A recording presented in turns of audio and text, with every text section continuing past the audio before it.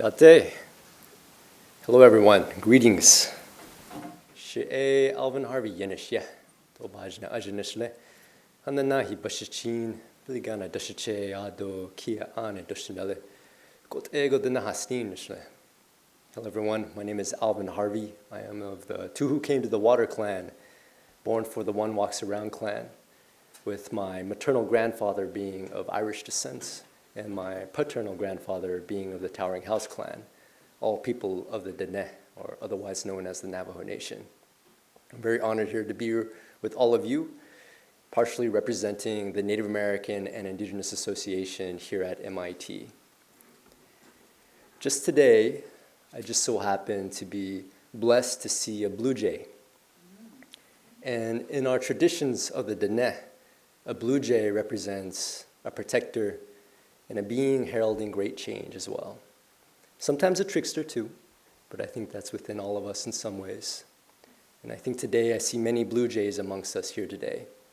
Our Indigenous community members are bringing about a great change in the way we think about technology, the way we think about going to space, the way we think about our environments and understand Indigenous science.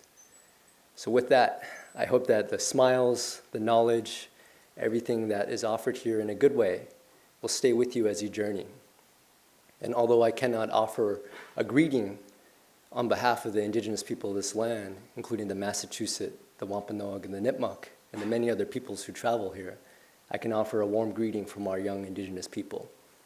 And I hope that their smiles and laughter and their presence here will help keep you warm, especially tomorrow. So, yeah, thank you, and it's a great honor to be here, and I welcome our guests. Thank you.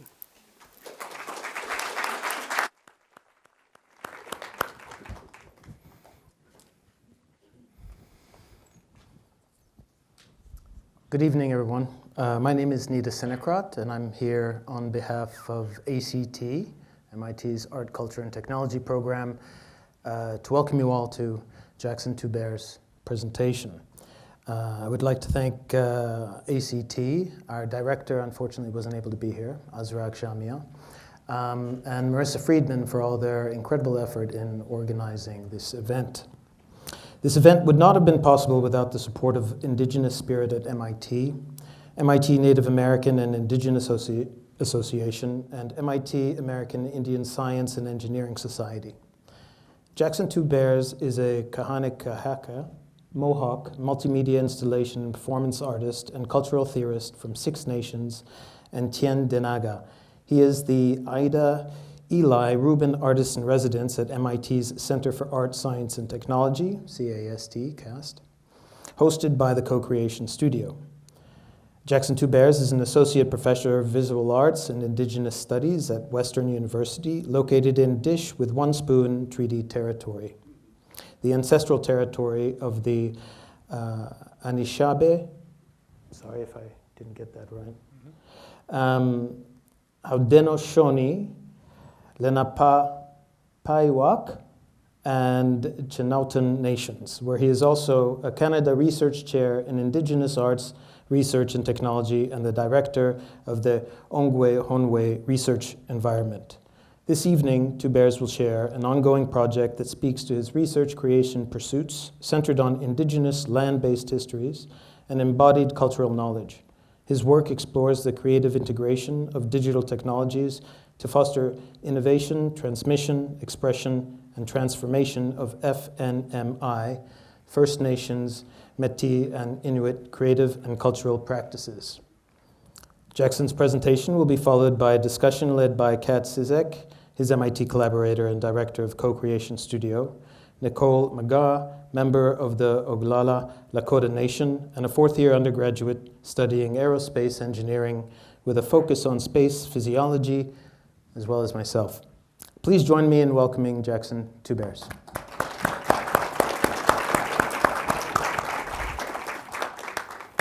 Kanónhsa'kówa.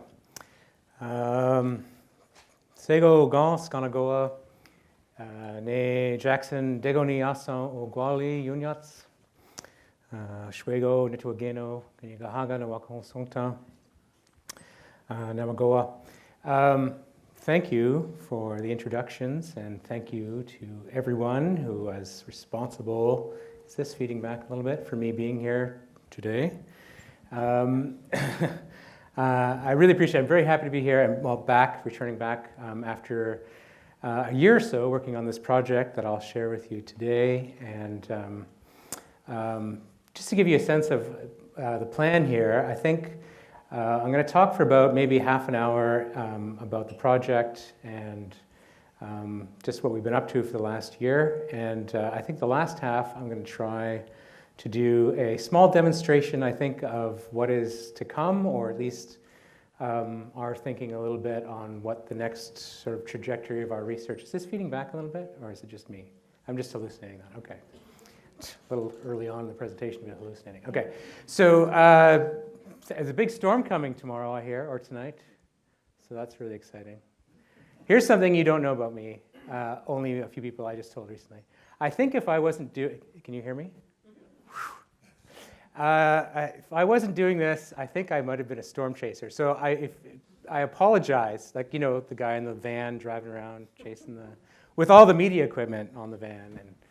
And so I apologize if I seem a little giddy, maybe, or something. Anyway, maybe I should stand up. So I'll try to. It's strange kind of giving a presentation like this, because normally I might talk about my entire my art practice, but let me try to summarize a little bit so it'll give some context to this project and what I've been up to.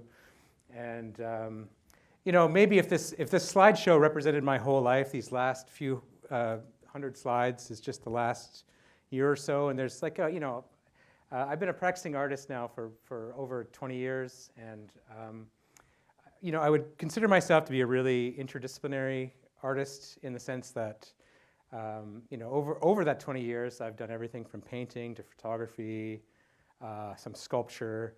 A lot of my practice has led mostly to media-based practices, so I tend to work a lot in video and audio, sometimes interactive, often installation-based or performance-based work.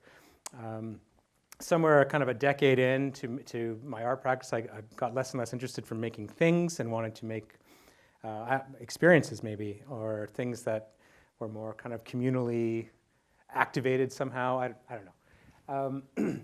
But also, really importantly, over the last probably 7 to 8 years, all of that background as an artist and interest in installation and media has kind of led me to be really interested in making site-specific work. I've been drawn to thinking about land and land-based stories. And actually, I was just thinking about this today. There's something, a book that I came across probably about 10 or 11 years ago by Vine Deloria Jr. Does anybody know who Vine Deloria is? Yes, Vine Deloria, who wrote this book called God is Red, and actually another book, even more importantly, called For This Land.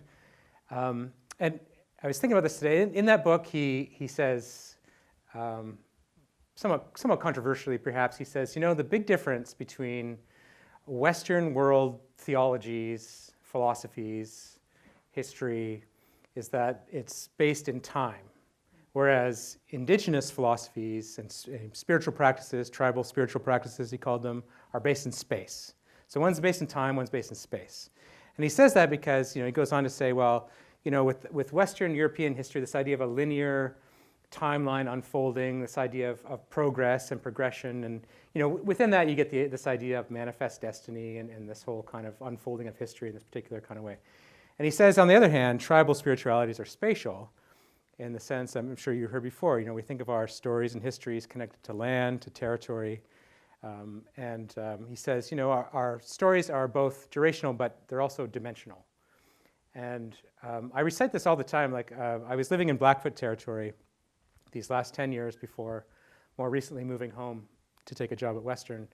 And one of my mentors there, Leroy Little Bear, you know, Blackfoot elder in the community, he'd always say, oh, you know, I got this really great story I can tell you, but we have to go over to Chief Mountain. That's where that story is. So we have to go over there. We have to go on this walk. That's where that story is. Or he'd say, oh, we have to go to the Belly Buttes or the Coulees or something. That's where that story is. The story is connected to land, to place. And so a lot of my thinking and all of that has kind of been kind of rooted in that in the last 10 years of my practice. So So this project I'm going to talk about really was two projects that eventually became, started as one project, became two projects, then turned back into one project.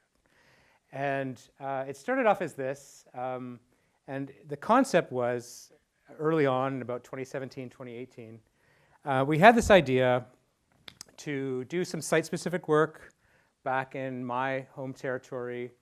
And this is in Brantford, Ontario, so I'm from Six Nations. Brantford is just the township where I grew up, just outside of Six Nations. And we had this idea to do a site-specific work at this recreated longhouse space in Six Nations. And this longhouse space is, just to give you some context, is just down the hill from the residential school. I think the oldest residential school in Canada. I might be wrong about that. One of the oldest residential schools in Canada. My grandfather went here, and I grew up around. My house was not a few blocks away from this. So I grew up like in this neighborhood, and so this longhouse, this recreated longhouse, is just down the hill. So it had a lot of history, not only this region, this territory, but for me personally, and so that's why we picked this space originally. And we wanted to, this project initially, the one project that started off as one, started off as wanting to do some kind of installation or media work at this site.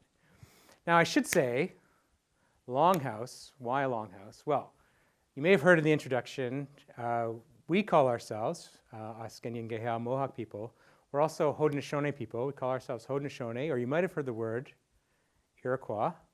That's not what we call ourselves. That's what those Huron guys up north called us.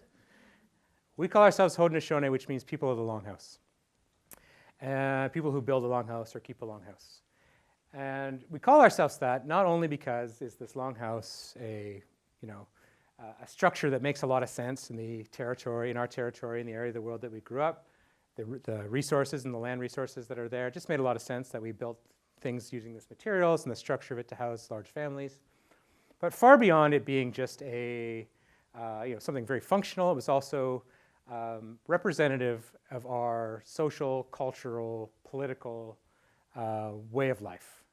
And so it connected us to our great law of peace, it connected our families, it connected our clan structures, all of these things. So just to say, and I won't go on and on, I could give a whole lecture on this, but just to say that a longhouse can be both a family space, a social space, a sacred space. And so for us, it just made a lot of sense to try to engage with this longhouse in this territory, on our territory, close to the residential school, and try to grapple with all of those histories that came up.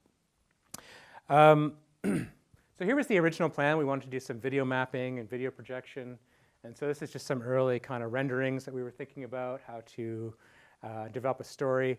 And I should say the story we were thinking about, we didn't come into this project initially with something in mind that we wanted to do. We just thought we wanted to engage, we wanted to use media, and we thought we'd figure out how to develop, again, early on, we thought this, to develop a kind of communal story, a kind of story that we could work on in community with a bunch of other people rather than just, maybe the typical thing of, you'd have a story writer, director or something, and then from there, other people would fit into these different roles to tell that story. We wanted to tell a kind of communal story, which, for us kind of connected back to how Haudenosaunee people used to tell stories, that we think about our creation story, for instance, as a kind of living thing. And there's not a single version to the creation story. We have these kind of multiple different versions depending on which family or clan or individual tells it. And sometimes I'm told that even in Longhouse, sometimes you have multiple people that will recite a story. It'll kind of go around and have this kind of organic, living kind of thing to it. And so that was kind of the idea. All of those things kind of mixed into this project we were thinking about for this Longhouse space. I'm just going to move through a few of these quickly. These are just some of us in the studio. This is at the University of Lethbridge where I was working at the time.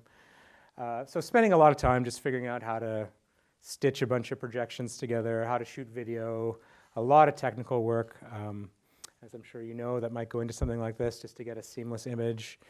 We experimented a little bit with some 360 and some dome type stuff, which is what you're seeing here. I'm not going to talk much about that. We built out some 3D models, or at least tried to, a little bit of the Longhouse, just figure out some projection mapping.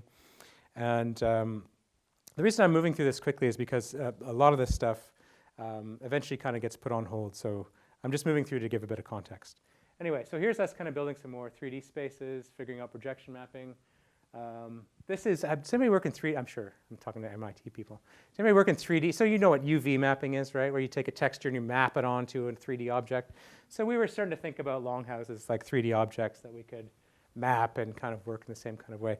And we actually figured it out. This took a little while to do, but we did figure out how to essentially UV map using multiple projectors in a quite efficient way, actually, so that we could put seamless images, but also images that weren't stretched and all this kind of stuff. Going along all fine. We got some funding. Everything was great. We started working right away at Thru The Red Door, and my collaborator here, Gary Joseph. Thru The Red Door is a production company on Six Nations that does. I was going to start listing the things you do. There's not much they don't do at the Red Door: audio recording, video, media support, all this kind of stuff. And so here we are, just starting our work really. And we invited into this, we started shooting on green screen. I think maybe the purpose is obvious. I mean, we want to sort of be layering these 3D things onto sort of architecture and physical geometry. So we thought to shoot in the studio. So this is what you're seeing here, just shooting people in the studio, inviting people in, talking about the story, thinking about the creation story, thinking about how we might tell it differently, thinking about how you might tell the creation story 500 years ago, how you might tell it today, how you might tell it 1,000 years in the future. And people would come into the studio and we'd kind of be telling them this, and then they would find their own ways to interpret it. We'd film it. We'd just kind of, again, kind of working very organically. Those of you kind of in the media film area, it would be quite different than that in the sense, again, we didn't have a script. We weren't directing it. We were trying as best as we could to kind of have the thing unfold somewhat organically. So here's just some of the shots of that. Here's my collaborator, Calamity. My collaborator, sort of, January Rogers and our friend Yuma in the green screen studio. So we're going along, everything's going great, we're developing this stuff, and then, the pandemic happens. And now, perhaps you could not have picked a worse project to try to do. I mean, like we had I was living out in Alberta, so there'd be a lot of travel. We were going to be working closely with people, working indoors, working in groups, like list them all. They're all the things you couldn't do. And so, like a lot of people, we tried to pivot, but found, really, really quickly that our way of working organically, trying to be with each other, trying to think spatially and dimensionally, could not happen on this flattened kind of, Zoom screen. And we found collaboration this way. I mean, Zoom is very fine for having meetings maybe and other things, but we found it entirely unusable for what we wanted to do. And so, again, we kind of pivoted, and this is sort of around the time I was starting to talk with Kat, and we were starting to kind of have this conversation a little bit about, well, what would it mean to try to develop I guess a second project, essentially, to try to figure out how we might get beyond Zoom, at least for our purposes. And the idea came up of like, well, if we're going to do something, maybe we could build a online virtual space for us, for Haudenosaunee people. Not an online virtual space where everybody could access it, but something where we could continue to kind of do our creative cultural practices together in a virtual kind of environment. And so we launched off right away, trying to figure out how we might do this virtual longhouse. And here's just some initial sketches that I think I would have presented to MIT probably early on in the kind of conversations. I mean, it just made sense. We didn't have to think about it. Let's make a longhouse. Let's do it. Haudenosaunee Longhouse 3D space. And as we got a little further into the process, we had this idea that, rather than trying to build something from scratch, we had some in my studio and at my university, we had some experience with photogrammetry and everything else. So we thought, what if we could actually build something really good? Instead of just building this kind of hacky 3D model, maybe we could actually do this some justice and actually try to build an actual longhouse. So we did.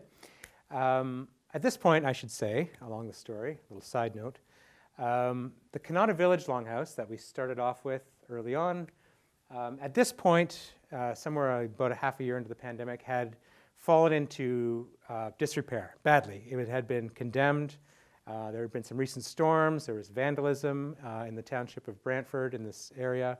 And so we could no longer use the longhouse that was at Kanónhsa'kówa village. So the one you're seeing here is actually a different longhouse entirely. This one is a longhouse called Kahwistará, which is right pretty much in the center of town in Six Nations. And so we, again, quickly pivoted to scanning this 3D longhouse. And now, I should say, before I did this, I had lots of experience scanning 3D scans. Does everybody know what photogrammetry is? Yeah, everybody knows what that. Oh, no? You take thousands of photographs of something and then you stitch it together to make a 3D model. Okay.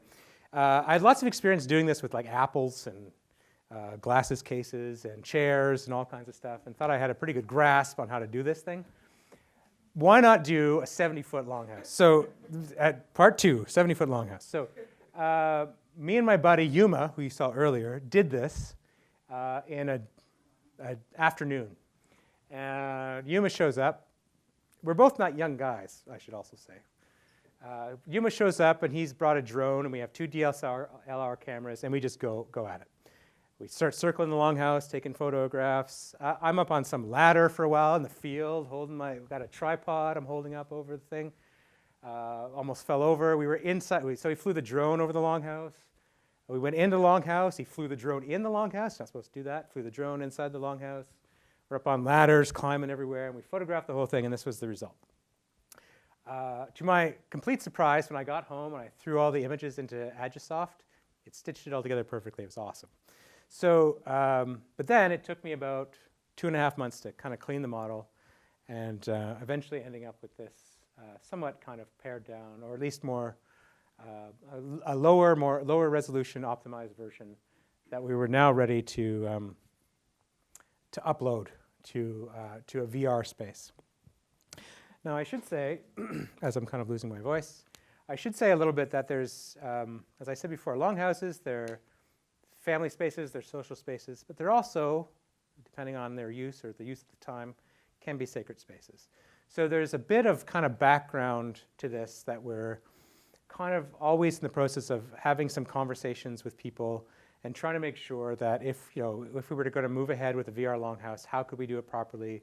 How will we make sure that the longhouse is not going to be taken and we'll find it in some game on Unreal Engine someplace? How are we going to, kind of protect to some degree some of this cultural material?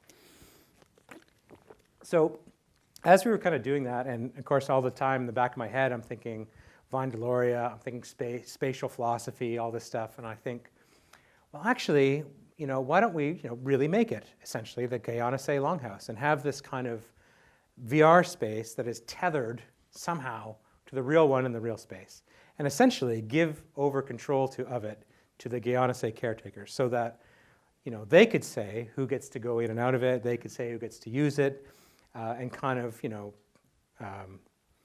gatekeep's not the right word, but essentially kind of protect its online virtual presence, and that way we could kind of find a way to sort of tether it. And all these other interesting ideas came up when we thought that. We're like, oh well, maybe this is kind of, it's a bit dreamland. I thought, what if it's it's raining in real Kahwistará, maybe it could rain in VR space.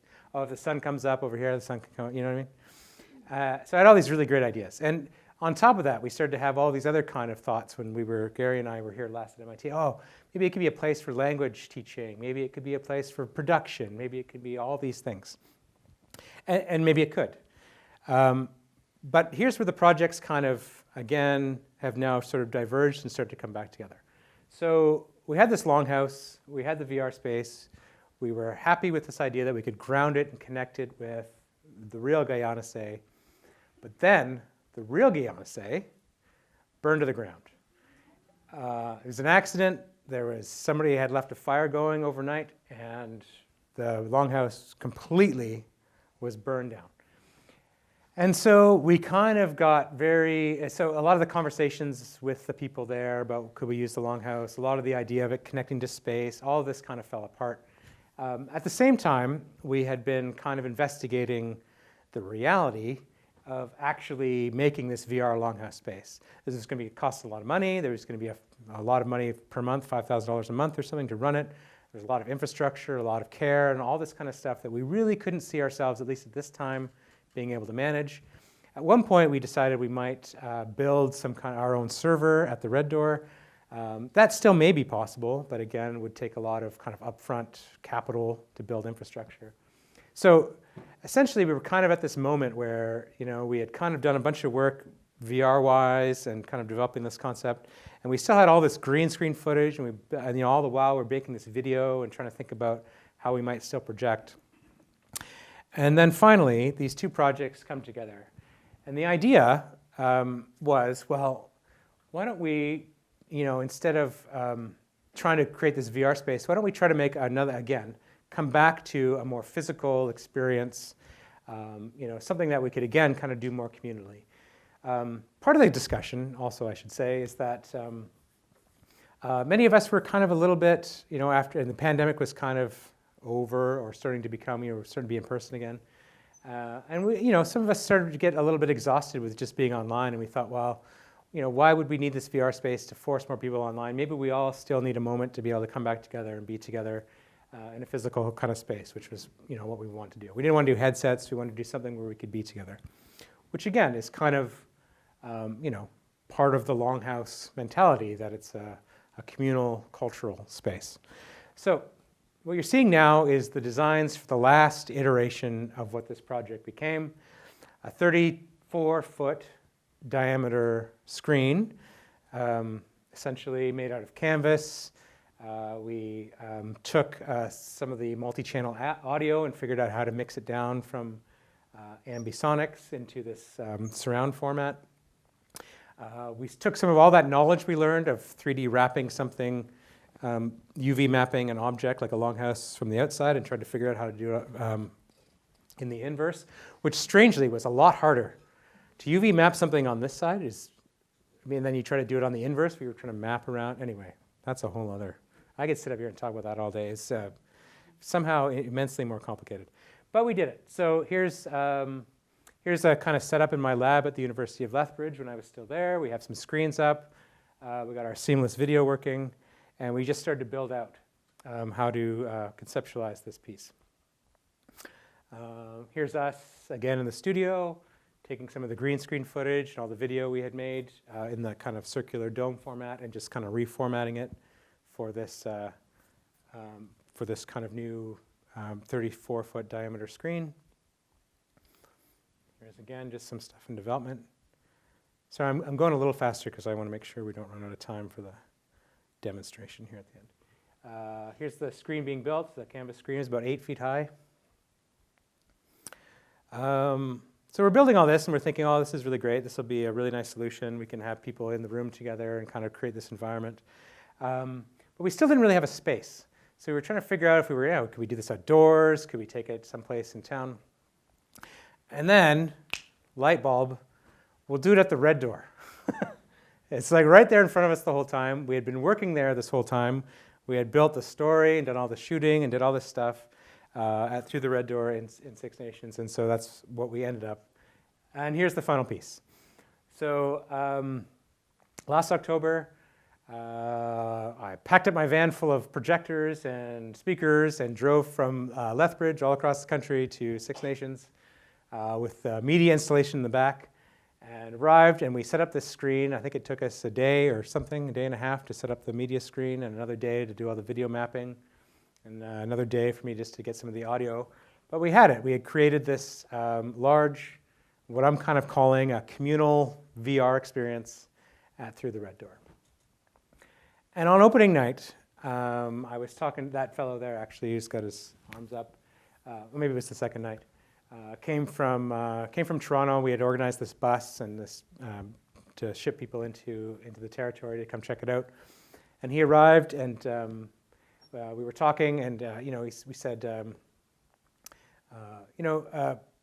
for us, like a longhouse is in a way, it's not really a thing. It's not really a structure. It's not really an environment. A longhouse could be kind of made out of anything. And it could kind of almost be any shape, save for the fact that it's maybe a little longer than it is wide. But the longhouse is the people, really. It's us, it's our cultural practices, it's our creative practices that take place in that space that make the thing a sacred space, that make it a longhouse. So for me, the Red Door became the longhouse for the installation. And I was so happy to see, you can see here as we kind of had the media up, people dancing, people participating. This young girl from Six Nations, what is it, the pageant, Six Nations community pageant, showed up. We had the drummers that were actually in the video come and drum and open up the space. We had the Six Nations women singers who came and were part of the event. So this, again, became much more than just a media installation with kind of a static video, but became this very active, which is something that we had kind of wanted this whole time, having this kind of VR, virtual, again, kind of communal experience. So I'm going to run through a couple slides here just before we move over to the demonstration. Does anybody have any questions about this? Because I think the next thing I'm going to try to do the demo. Anybody? Yeah. What kind of sound design? We started, we were recording with like ambisonic microphones, and so we were getting this like very spatialized sound for like environment. And then for in the Red Door, the green screen, we're just using some shotgun mics and stuff to pick up just the dancers or the drummers. And then after that, we started mixing in ambisonics, so it was like a 3D thing.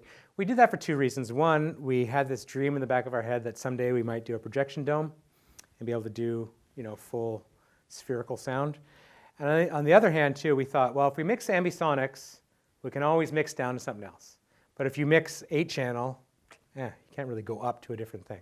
So we started there, and then we mixed down to the installation was 14.2. So 14 speakers on the outside and 2 subwoofers.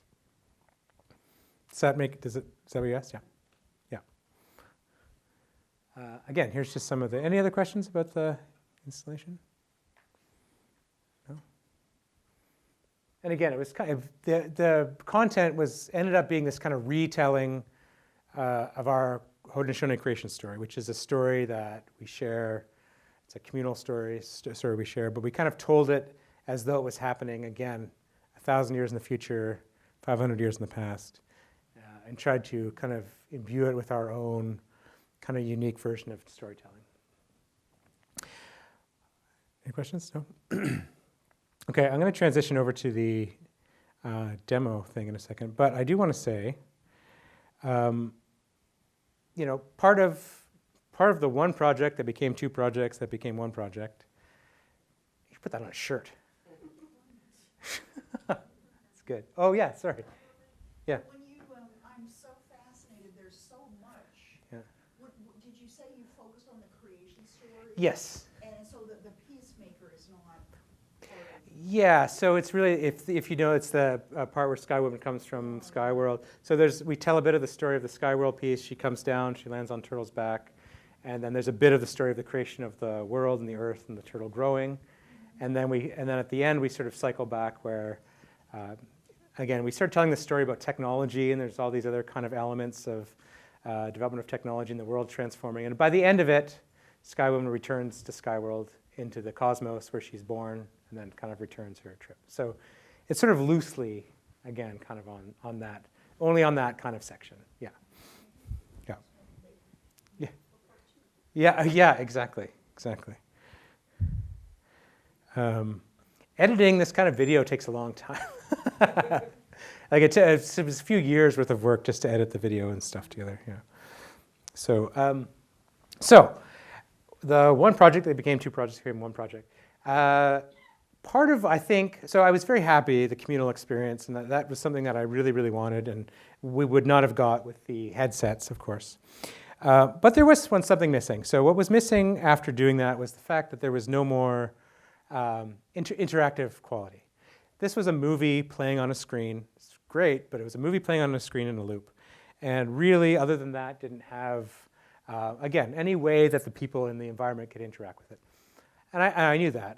But it really kind of was evident to me the one day I was sitting in there alone, and that girl I showed a moment ago, the young girl, she comes into the installation. It's just me and her in there. She comes in the installation, and at that time, there's the drummers. The drummers are on screen. They're drumming, boom, boom, and they're drumming.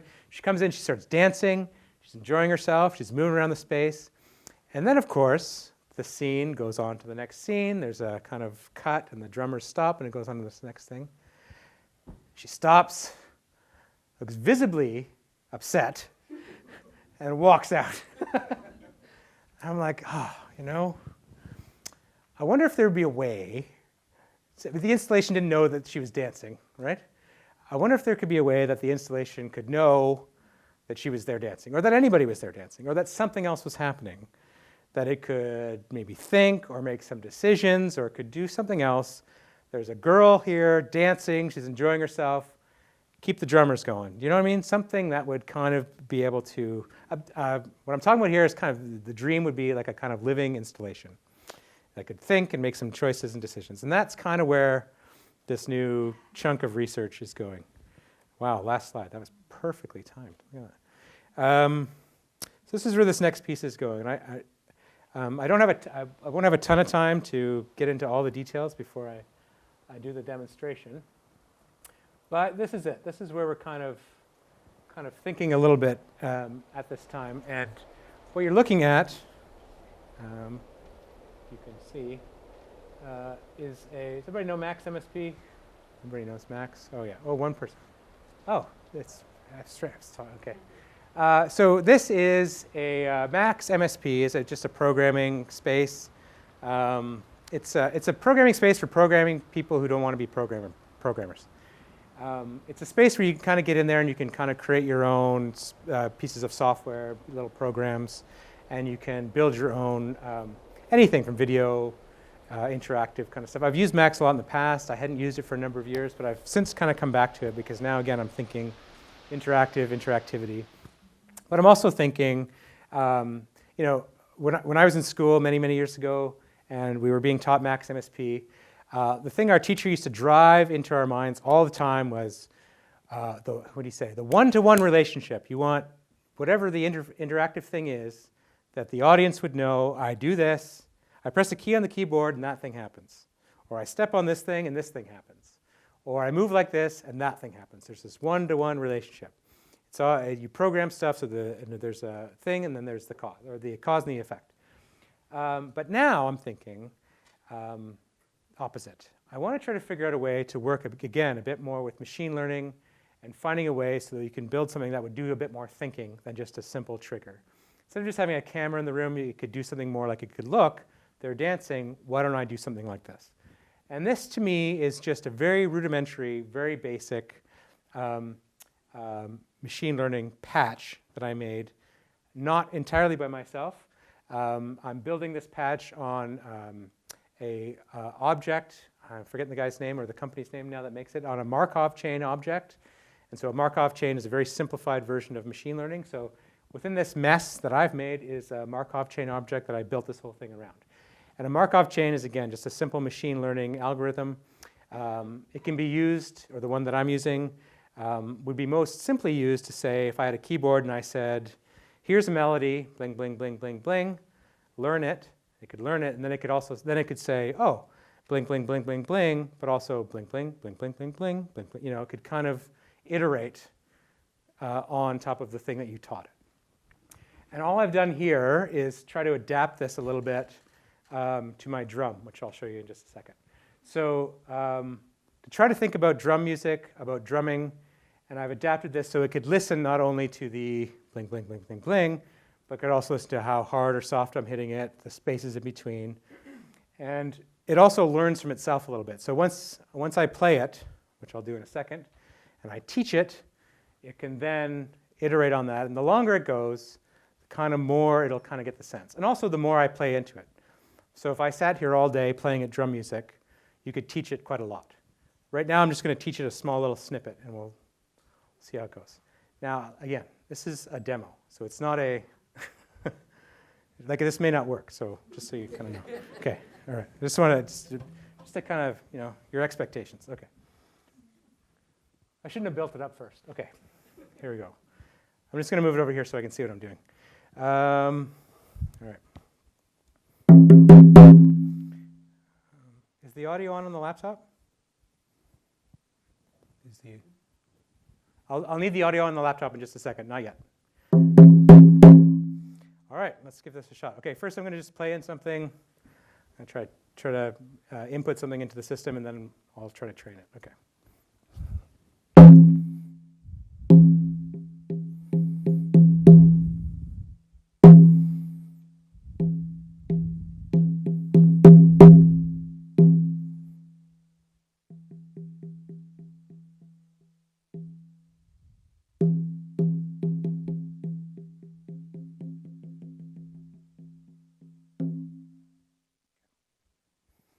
Go with that. Don't want to give it too much to chew on. Okay. Here we go. Okay, so now my little patch here, I'm going to train it, which is now just kind of listening back to what I did. I did have this at some point where it could listen to me live, but it wasn't working as well the other day. So this last little step is just be recording in the MIDI notes, and I'm just sort of playing it back off MIDI. Anyway, so now we're just going to build this Markov chain. So it doesn't look like much, but right now it's sort of calculating, it's feeding in all that stuff and it's trying to learn it, and also trying to learn, it's building in things like probabilities and other kinds of things, the different distances between notes, et cetera, et cetera. And now, if all is good, let's just see. Do we have audio on the laptop? Okay.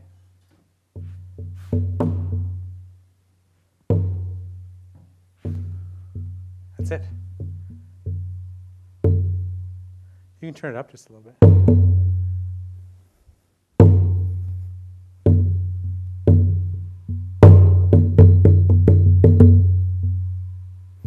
So again, it's kind of, this is its first listening to itself. Having listened to me, it's kind of trying to learn it.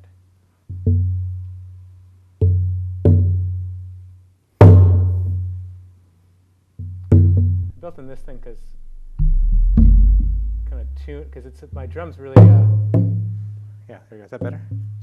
Sounds a little bit more like my drum. Just tuned it a bit. A little high. It's good. Okay. Yeah.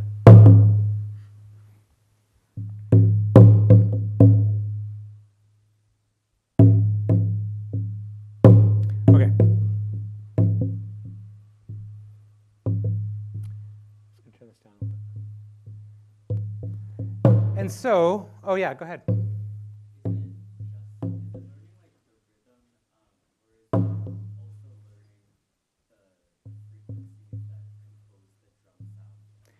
Yeah, no, it's not doing that part. These are just drum samples I took of my own drum that it's playing back. So yeah, it's not that sophisticated. Right now, it's just listening to how hard I'm hitting it, the distance between the two things, and also trying to figure out patterns. But yeah, it's not synthesizing the drum sounds. It's not doing that yet. The idea, though, in the future is that, yeah, it could do that. And then also maybe you could add in other things like video cameras or other sensors or humidity sensors or whatever into a room. And as it's playing back the drum, it could learn from all that. It could look around and see all of you and maybe make decisions on how it's going to play the drum. Or it's going to feel the heat in here and make decisions how it'll play. So yeah, eventually, again, this is kind of it's like a gesture towards maybe where I'm seeing this stuff going. Does that make sense? Yeah. And speaking of that, the last thing I wanted to show was, so Leroy Little Bear. I moved to Lethbridge in Alberta 10 years ago. The Mohawk guy shows up in Lethbridge and goes to this Blackfoot elder. And Blackfoot elder, Leroy Little Bear, says, "Jackson, how do you like Lethbridge?" "Oh, it's okay here, Leroy. It's a little bit windy for me, though, I got to say." And he's like, "Oh." He sits me down and he says, "You know, the Blackfoot learned a lot of their music and spiritual practices from the wind." We learned a lot of that from the thunder. I meet this other, so I'm feeling a bit like, oh, okay, stupid Mohawk guy coming here and doesn't know what he's talking about. A little while later, I meet this guy, John Chiefsmoon, and he's the keeper of the oldest thunder drum. They have a thunder drum in Blackfoot territory, and they learn, again, he's like telling me about how all their songs that he's playing come from the thunder. That's where he learned all this stuff. So in all this thinking, I'm thinking about media art, I'm thinking about installations, I'm thinking about all this stuff. So this, next thing I'm going to show you, is kind of a gesture to kind of reverse the role. I thought, I wonder if I could use my drum to teach the AI to then play a thunderstorm, so reverse it. So instead of the thunderstorm teaching the drum, this is a drum teaching the thunderstorm. Does that make sense? So this next thing is a video piece. And I want you to kind of look up. My mouse. I'll make this bigger in a second. I'm going to slow it down just a little bit. And the video is as though you're kind of, if you can imagine, you're laying on your back and you're looking up at the stars, and this thunderstorm starts to move in. And that's what this is replicating. The AI drum is now playing the thunder. Does that make sense? Okay. And also the rain. There's some rain sounds. And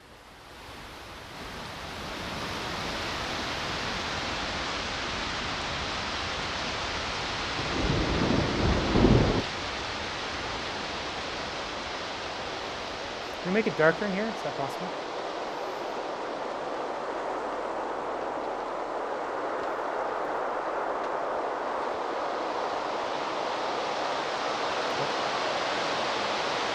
Can you dim the lights?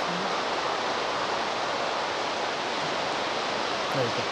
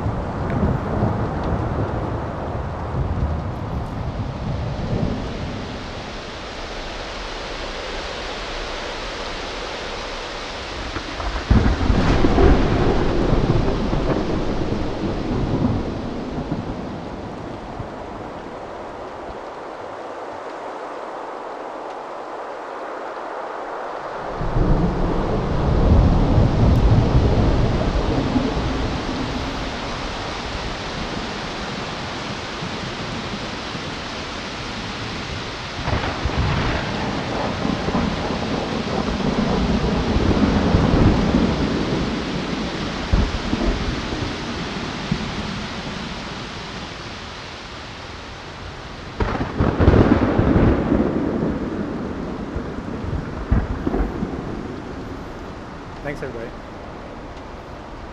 That's all I got.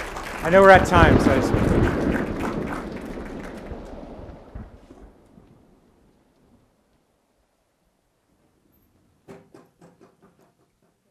Thank you. Are you going to play our snowstorm tonight? Yeah, I know. That would be awesome. Do you know what I saw recently when I've just, again, moved to London, Ontario? We had a thunder snowstorm. Anybody seen one of these before? Oh, yeah. Yeah. Holy cow. I've never seen one in my whole life. They're awesome. It's incredible. Snow's coming down, blizzard, and then thunder. Background. It's awesome. I could have been a storm chaser. Yeah, anyway. So I'm just going to take the opportunity to invite Nicole and Nita up and take seats. And I'm just going to read Nicole and Nita's bios just so you understand the incredible power we have at the front of the room tonight to respond to Jackson's incredible presentation. Nicole Laga, I'm going to put on my glasses. Is a member of the Oglala Lakota Nation and a fourth-year undergraduate studying aerospace engineering with a focus on space physiology. Nicole's passion lies within the world of human spaceflight, facing the challenges of how we can protect and heal those who enter one of the most hostile environments known to humanity. How can we, through biomedical engineering methods, shift in scientific perspective and the inclusion of the voices and consultation of Indigenous nations worldwide make spaceflight more accessible? How do we recognize the need to strive for excellence, not just in our engineering methods, but also how we apply them for good? Nicole has spent her time at MIT working with a variety of initiatives, including founding MIT First Nations Launch, an Indigenous rocketry team, leading MIT's Native American and Indigenous Association, and working as a volunteer EMT with MIT EMS. She is continually humbled by the people she has met here and continually aspires to learn how to better be in service, whether it is in the ambulance, in the Indigenous Peoples Center, or among the stars. Wow. So I can't wait to hear your response, and I'm going to pull up Nida's bio here. Ida Ely is an artist and educator whose work explores how various forms of power and bias are embedded in dominant narrative structures and attendant articulations of time and space. Working across film, video, photography, sculpture, installation, and agriculture, Ida seeks to expose and cannibalize through tactile, tactical, and material acts of technical and conceptual détournement various technologies of control that give rise to shifting social and political and environmental instabilities.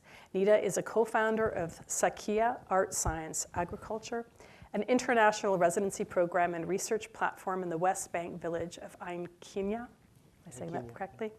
An associate professor in the Art, Culture, and Technology program, ACT, at MIT in Cambridge. Here in Massachusetts. Ida is a 2023 recipient of the Arts, Land, and Public Memory Soros Art Fellowship. His works have been really shown all over the world. I'm not going to list all the places, but pretty much every continent. So I encourage you to look up his bio for all those incredible exhibitions. So it is with great pleasure that I ask you both to respond. I'm going to ask 2 questions of our panelists, maybe ask Jackson to respond, and then open up the floor to all of you. So the first question is really about this process. And I think, Jackson, you almost kind of jumped over it in your presentation because it is so secondhand to you, is this way in which you co-create. You work collectively within communal and collective settings, so community-based. And you mentioned that you had this whole schema set up of how to think about the digital longhouse in the context, the virtual longhouse in the context of all the protocols in place on the ground with the people that were caregiving the physical longhouse. But that is a process that you're engaged in all the time, I think. That's certainly what I hear from you on a daily basis. And so I'm curious from both of you how that reflects in your own practice. Nicole, you work with the Indigenous Rocket group, and I think it could speak to many parts of your practice. How is participation and how is that sort of call-in response, collective reciprocity and responsibility evident in the work that you do, whether it's from the ambulance or to the stars? Yeah, definitely. I think when it comes to working with Indigenous communities and using Indigenous perspectives in your work, it is always community-based. And usually that focus, I think, on people is it's not that it's one kind unique, but it's that it's very central in the work that we do. Instead of working from pure principles in an isolated clean room or sterile environment, we want to focus on the people first, as complex and nuanced as they are, and we want to incorporate them into the things that we do. And so you start from community, you start from those messy aspects that some people would think, and you really want to make something out of that. You really want to encourage everyone there and not fit them to the standard of trying to achieve a perfect principle, but trying to see each one of them succeed. And so I feel that my work with First Nations Launch has been a really good example of that. We are a small team. We are a team of about 9 right now, or 10. And it's about ensuring that everyone has a chance to contribute what they want. In that practical setting, as an engineer at MIT, all of these project teams, in some ways, we do important work. We do accomplish, initiatives that can benefit people at large, but the main goal of that team is always going to be about educating the members so that we can be good scientists later on when we eventually approach our careers. And so, in that way, I feel that you would think like, oh, like, why would Indigenous people want to make a rocketry team? And it's like, because we want to learn. We want to be in community with each other, and we want to push each other to excel. And I see that in them, and they all, surprise me every single day. Thank you. Anita, in your own practice, you do a lot of participatory research and creation in your work. Can you talk a little bit about what you saw tonight and how that might refract a bit with your own participatory practices? Sure.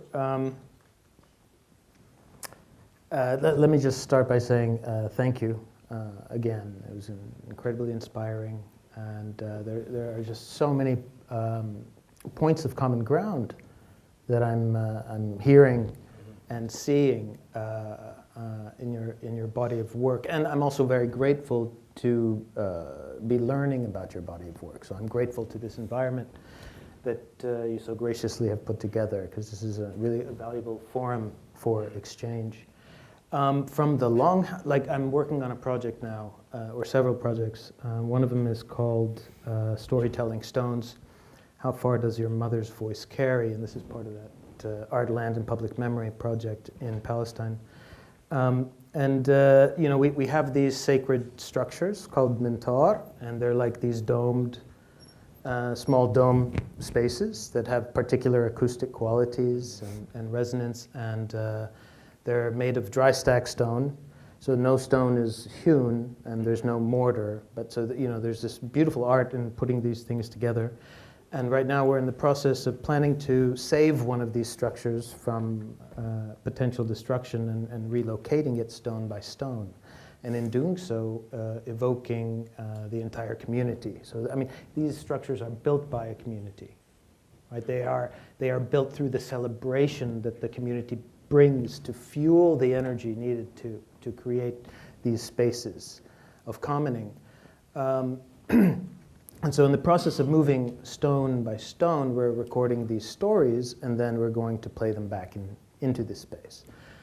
But one of the questions, and I would love to hear from you regarding this, one of the questions that we're coming up with in this process is, in the absence of land, the land that generates those stories,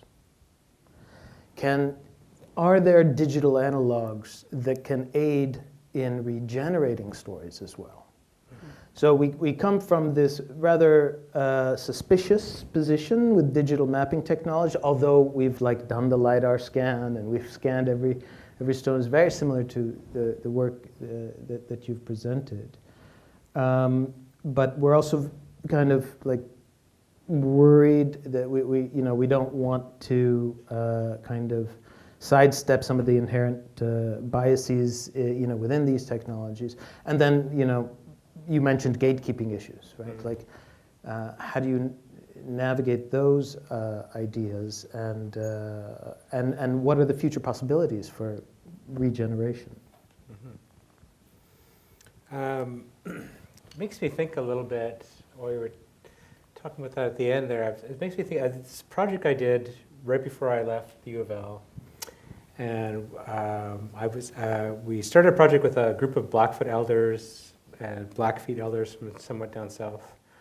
And just to kind of, it was a big project, but to summarize it, we were going to take them to London to look in the storehouses at some of their artifacts, their stolen objects in this museum. And we thought the idea would be really great. There's no way they're going to give them back, because museums in the UK, it's like Crown-owned, they're not giving them back. It's there. So we thought we could 3D scan them and kind of find a way to give them back to the community, which we did. And it was a great process, but along the way, we came up against these really hard questions, which was, okay, so we can scan this rattle, we can scan this beadwork, we can scan this thing. Here's a sacred buffalo bundle. What do we do with this? And it's kind of funny, because there was a moment where the elders looked and they said, everybody's got to leave the room. You guys can't even be in. So I was sitting there and I was watching everybody leave. And they turned to me, the Mohawk guy too, he's got to go. So Blackfoot only, and it's, this is their sacred kind of object. So anyway, just to say, it brought up all these questions about technology, photographing stuff. Can the photogrammetry take something of this thing's spirit. I mean, like all these things started to come up in a different kind of capacity than you might just photograph an apple or some other thing, right? There seemed to be some other larger kind of thing at play. Not only just the potential stealing of it or misuse of the objects themselves, but literally the actual process of interrogating it with the camera as another kind of thing. So it was kind of making me think about that a little bit. But yeah, at the same time, there's, and also just to say, there's not, from what you were saying, we're in our communities all the time. We're doing that kind of good work because ours are communities, ours are protocols that are always undergoing constant change and shift, contextual, relational, and that stuff takes time, When we were sitting there with the Blackfoot elders, it's not like they could turn to the Blackfoot protocol page book on, okay, photogrammetry, can we, you know what I mean? Like there's no, and so it takes us a long time to develop that stuff. These are communal, bigger conversations that kind of happen. But anyway, just to finish at the end, that there is a lot of potential because yes, maybe it can help us. When we brought those photogrammetry things back to the community, we found ways to set up these little local area networks so they couldn't steal them. You had to actually, like Leroy Little Bear, go to that place to log on and find that 3D scan and learn from that stuff. And for the Blackfoot, we were returning some of the quill working things that they had lost. They don't know how to do that technique anymore. Now their makers are learning that technique. So yeah, I mean, that's the space that we kind of work in too, as you were kind of saying, dealing with cultural, social, ceremonial things and spaces and content. Yeah. And maybe to jump on that, this idea that somehow there's new media and ancient practices, it's a lot more entangled. And it makes me think a lot of Amelia Winger-Bearskin, who is also Haudenosaunee and Seneca, and she was a co-creation studio fellow a few years back. And she coined a phrase called antecedent technologies, and I'm just going to read how she defines it. Antecedent technologies are techniques or systems that preceded European contact, or in Europe, ideas that preceded the Enlightenment. These old school technologists advanced sciences before the Western world invented the very same things. When cultures share and trade, they trade technology as well. But it is important to not conflate when they were invented with the first time a Western person encountered it or remixed it. To proceed forward with a colonial mindset is to colonize the future. And this, of course, is related to Professor Eli Nelson, who is with us tonight, Assistant Professor of Science, Technology, and Society, also Haudenosaunee, who has a book coming out called Sovereign Knowledge, Red Progressives and the Becoming of Native Science. And you talk about walking to the future in the steps of our ancestors with regards to traditional ecological knowledge. And I think this very much relates to everything that you're talking about. Nicole, how do you understand Lakota worldview as you moved into the future of engineering informed by this sense of ancestral knowledge, ancestral technology? For sure. I think, again, something that I've learned through kind of my MIT experience and honestly just meeting more Indigenous people and being around in this environment is definitely unlearning that conception that like Indigenous people didn't do science or Indigenous people didn't do engineering. And it's especially vital to kind of realize this being in an environment like MIT, which, we walk through Killian and we worship the names of all those men who supposedly invented and noticed, the first person to notice gravity, the first person to notice calculus, differential equations. And while those people did make incredible contributions by writing it down, it shouldn't be there to reduce the amount of knowledge that we as Indigenous people already had and continue to embody through our engineering practices. And so obviously things that I like to share about my people, the Lakota people, is that our society was one that adapted very quickly. For a little history for you all, the Lakota people were more honestly to the east and were less migratory before the horses were introduced to the Americas. And that was something that we adapted to really quickly. We found out like, well, we're good with this. This is gonna let us hunt those buffalo that we've always looked at. And we're going to change and adapt. And we're gonna come up with these really fascinating technologies, such as a foldable, transportable form of housing. we all know the teepee, like, right? That's my people. And it's integrated into the way we were. Our art, we know, like I always make fun of Alvin here, that these Navajo, they had hogans and they built permanent structures like that, and they worked with stone and turquoise, versus I think Lakota, we're very proud of our beadwork and our quill work because our way of life was migratory, and so we were very efficient, and we combined aspects of engineering, combined aspects of art and spirituality into everything that we did. And so by being at MIT, I've learned a lot about the fact that Indigenous people have always been engineers and will always be engineers. And I think that that notion that it's incompatible is something that was taught to us and something that we're all really, really trying to unlearn. And so I think there's a lot of value to be brought around Indigenous principles, and I know both of you can probably attest to that, is that, by approaching science with community-led objectives and by being really careful in the way that we operate, we can conduct science way better than what we think we're doing right now. And we have assumed a lot of the times that this Western scientific method is objective. And that's how we know that someone invented something, is because it was written down. Like, that's how we know, certain drugs can't be addictive because it used the Western method. How could that ever be wrong? And by combining aspects of these community-held knowledges that we know to be true, by combining their consultation of our elders, I think we can create ways to live a lot more harmoniously. And that's something that I'm definitely learning through my studies in aerospace and through all of my mentors here. And I'm very curious to see what you guys have to say about this as well. Yeah.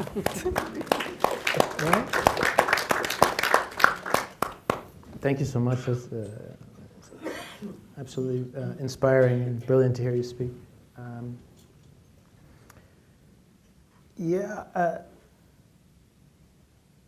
Maybe I'll tell you a little story. So,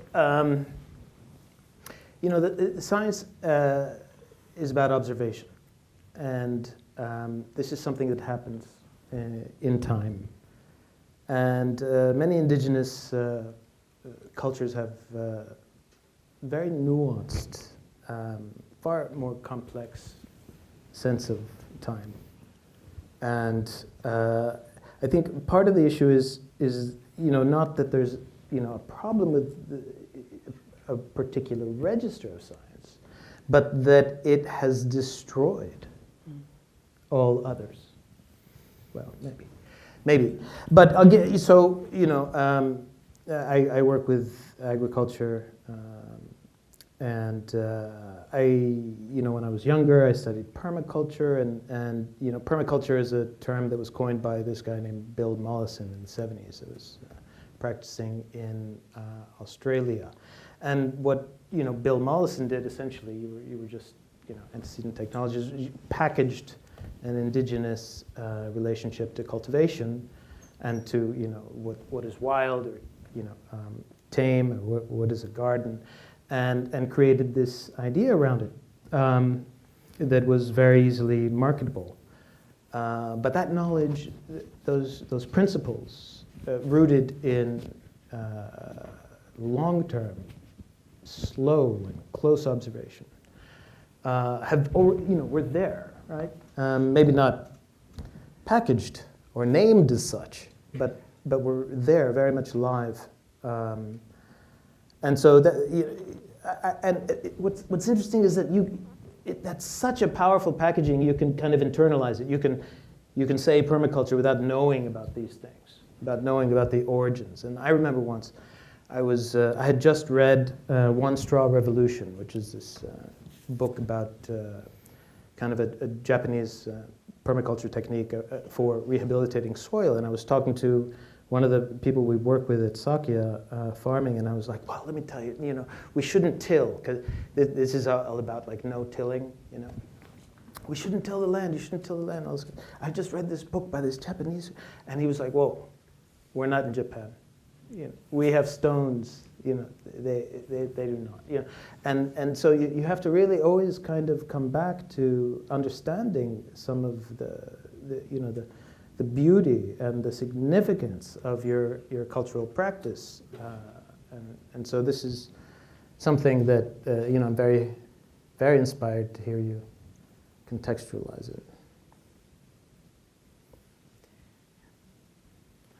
definitely think that's true. It's about land, and I think the point I'm definitely trying to get across is that these like notions of like stasis, like as like, you know, indigenous people are a force of stasis, and we've been told the narrative of like, oh, they couldn't adapt to these new things being thrown at them, and that was the ultimate lead of their demise. At least that's the story like I grew up with.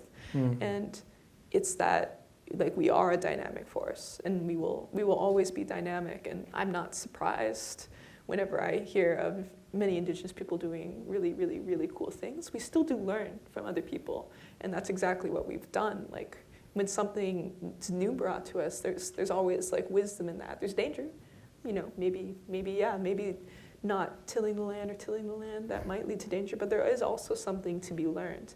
And so our people are really good at adapting to the different technologies that come our way, and coming up with something that's even newer, better. And it takes time, and sometimes it's not written, and it's sometimes hard for us to all hear these stories because you do have to go to the place. You have to go to the place, or like, oh, I can't tell you that story. Like, give me a while later. You'll come back in the summer when it's greener outside, and then I'll tell you that.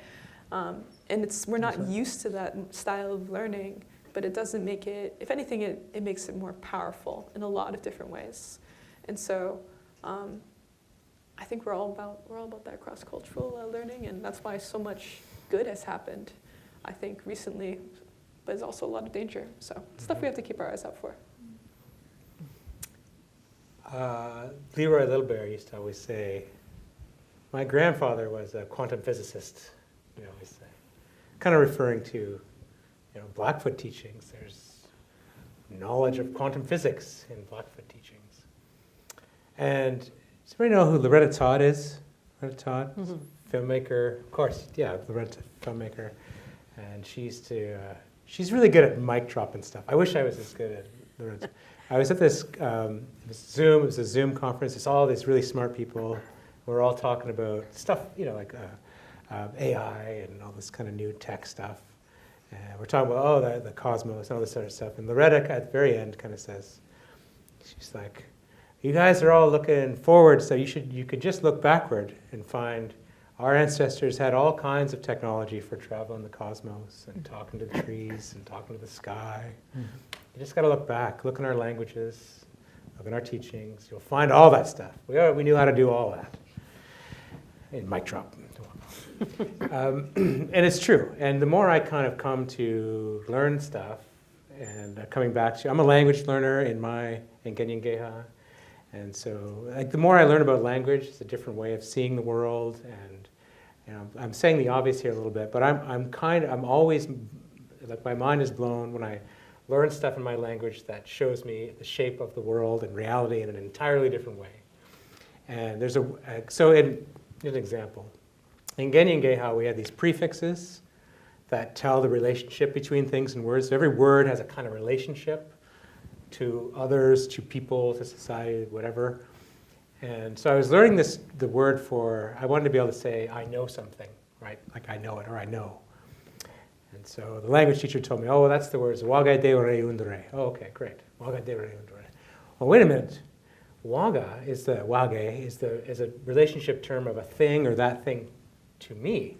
But I was trying to say, I know. Oh, he's like, no. The possessiveness is not part of the thing. It's not about me having or keeping or whatever. It's about me being in relationship with a knowing thing, or it kind of almost like the knowledge has me, or I'm in relation to it. So again, a really different way of thinking about the world. And I think it's that kind of like transformational change sometimes that needs to make space for the kinds of indigenous epistemologies that we do have or that we can share.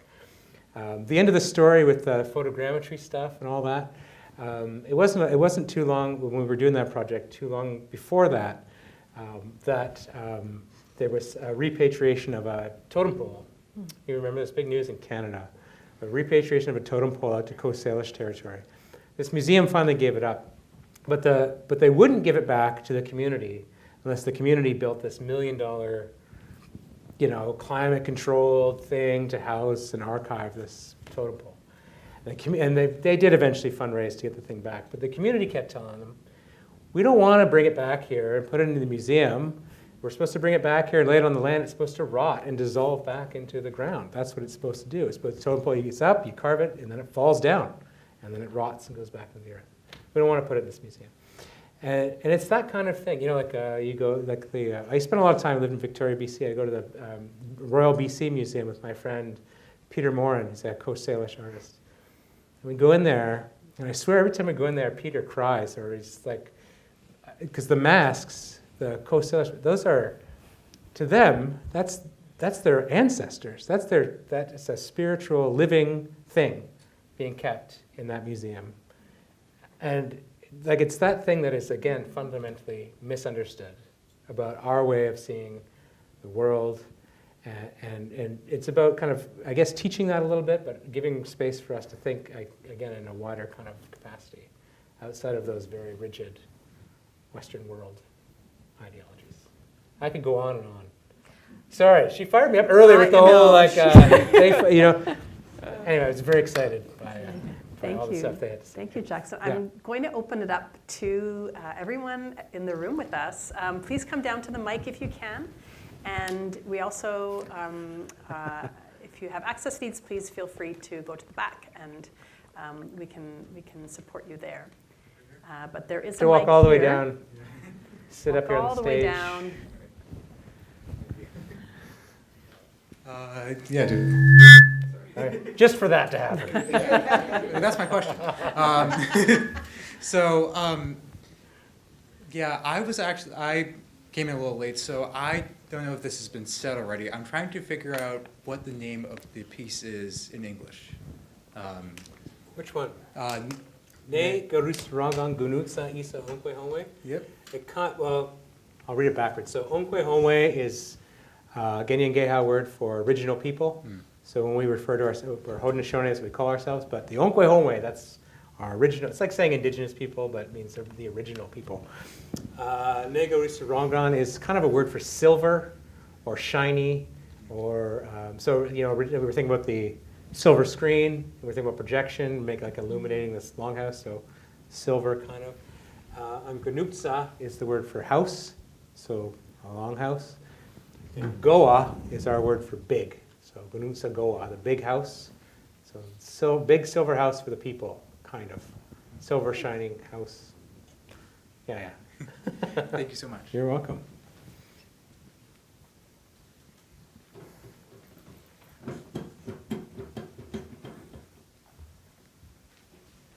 First off, yeah, thank you all. Really good medicine and really good presentation. I learned so much. And one thing I'm struck by and I'm reminded by is whether it was Ma'i, whether it was Hashchel Te'e, the talking star person, that went out into the world and traveled and journeyed and often brought new ideas and new technologies back to their community. And I see each of you doing that in many ways, and I know that a lot of our indigenous student community here is coming back to their community with new ideas of using AI for language teaching and reclamation, whether it's space travel. I mean, can you share a little bit reflections, maybe some advice for some of our community members and that process of returning home saying, not only do I have a new idea, a new technology, but I'm also a new person coming back in many ways. Is that to all of us? Yes. Anyone who happens to see it.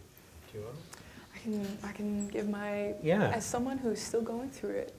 So I'm a student still, I'm an undergrad, and I would say like I think, you know, before I even give advice on that, I would want to provide people like the sense of validation that like, you know, you are enough, and like you're approaching your identity and wondering like, oh, like one question all of our youth and all of us indigenous youth really ask ourselves a lot of the time is like, oh, am I native enough? Like what am I really indigenous enough? Is this going to be okay? And it's just like the first thing I would want to say to anyone like questioning their identity, whether it's their ethnicity, gender, place, their major, who knows? Like you are enough, and like the fact that you're curious about this is already like an action, showing that you're committed to learning and you want to approach this. And so I feel like that's one of the most important things to say, and coming with that bravery is going to be needed, because it's not always easy to come back to your people. And I can speak for myself, I will say. I guess I'll share that, you know, my father passed away when I was in high school, and he was my Lakota half. And so that definitely makes it scary, and a lot of our youth are going through the same.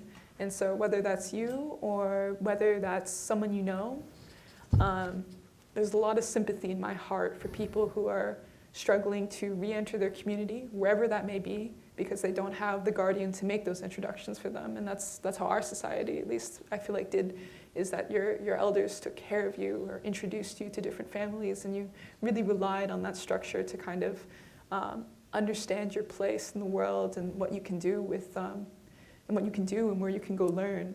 And so I think the first piece of advice, and honestly, I still feel like the most important one, is just, you know, you are enough, and be brave. There may be bumps. I'm not gonna maybe gild it or sugarcoat it. You know, like there may be bumps. It may be difficult. A lot of our people, or a lot of people in general, are scared and hurt, and that's why they put up those walls, questioning you. Are you Native enough? And so that will be tough, but you will find those people who are really open and welcoming, and especially for us Indigenous people, those are the kind of elders that like roam, and you won't be able to like reach them unless you see them in person. So have patience, and those people will come, and you'll be able to build those connections. But I speak as a very young person, and I'm already kind of trying to approach that issue myself. So I'm good luck and well wishes to anyone trying to approach their community about something they need advice on. And I would love to hear your guys' advice, also for myself. I'll do this again. Absolutely brilliant. Thank you so much. I should have spoke first. Damn it. But it's wonderful to be in community with you. And what you say resonates deeply. At Sakya, you know, we work with youth and who are displaced and disenfranchised within their own country. And we see how that can, you know, the terrible effects that can have on people, and creating a deep sense of insecurity that might lead them astray. And we know that security comes from the land. But in the absence of those traditions, in the absence of those stories, and that guidance, what can you do? Again, this is, you know, my original question. Can we fix this? Can we address this? But what we do know is that, you know, trauma passes from generation to generation. There's an epigenetic imprint. And I would argue that the opposite is also true. Liberation also has that imprint. And we have to be able to give ourselves a space. And that's a community space for that to blossom. So we say in Arabic,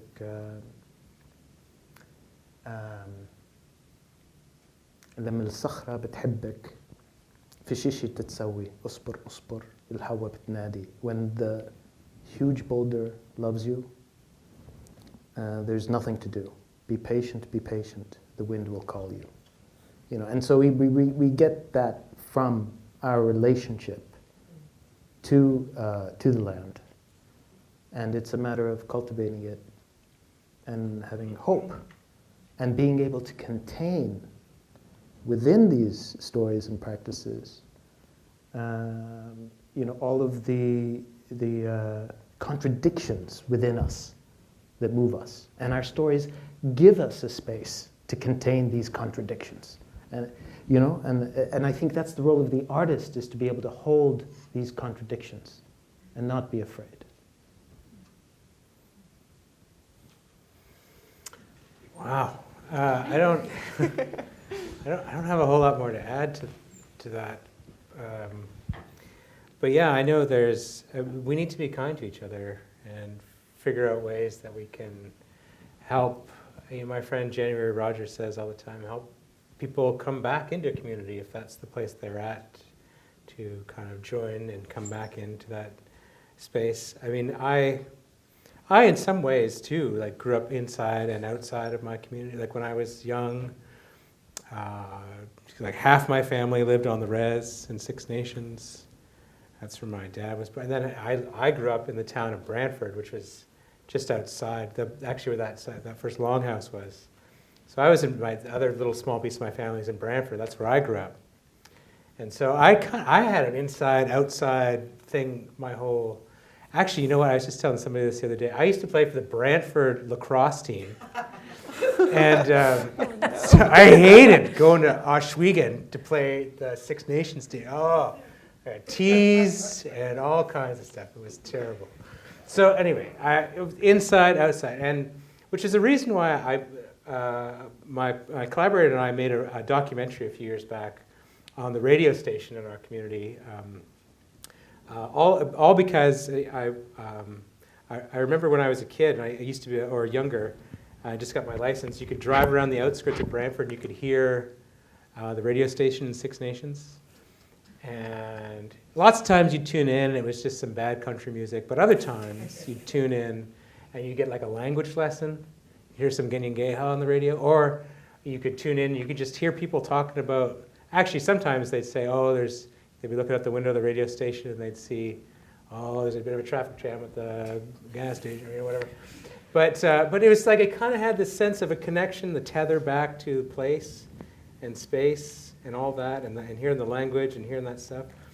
And a few times while I was growing up, there was trouble in the territory. There was some, and even more recently, land back, but in Caledonia, us protecting our territory, police coming in, all kinds of stuff. And when that was going on, you'd hear all the media talking about it, but then there was the radio station giving that story from the people on the ground, this connection back. Anyway, this is all just to say that, I have always understood that kind of being inside and outside of a community. And then for many years, I lived in Blackfoot territory, which for me, I tried the whole time to, bring the teachings with me that I learned, which was when I was in Blackfoot territory, to conduct myself and learn as much as I could about Nisitapi territory and what it meant to be on this land and their protocols. And now, kind of in a way, at this point in my life, it's a return home. I'm moving back closer to Six Nations and my family, who now live in all areas of Ontario. And and then there's the welcome back into that space. And I think we just, again, need to be kind with each other. We have all suffered such a massive trauma, loss of culture and language. And we're all on different paths. We all experience that in a very different way. In a very general way, we experience colonization, but in very specific and individual ways, we experience that. And it affects us differently, and we're all on different parts of that path. And so we just need to be kind with each other, if we ever want to, continually improve our well-being and our health and our situation. Also, ditto for what they said. Sure. Thank you so much. I'm afraid we've run out of time, but I just want to really thank Ida Ely and Nicole McGrath, as well as Jackson 2bears. Thank you for being signals on our dial this evening, calling us back home and out into the world and out into the space. So thank you so much. Thank you all for coming, and stay safe.